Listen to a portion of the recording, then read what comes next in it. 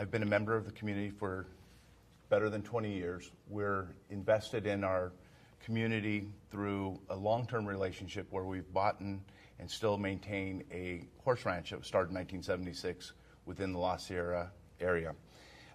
My priorities are ensure that our city protects its unique neighborhoods and that we start to fulfill the promises that we've made to our community with getting streets paved, trees trimmed, sidewalks, curbs, gutters. These are things that improve the quality of life within our community.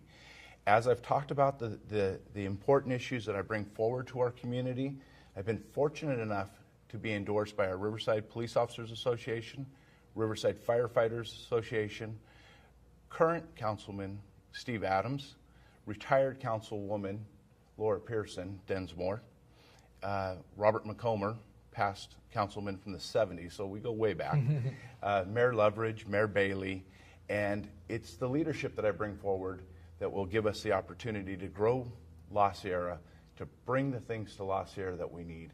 And to do that, I need your vote on June 2nd. So please support me to support our community. Thank you. Thank you.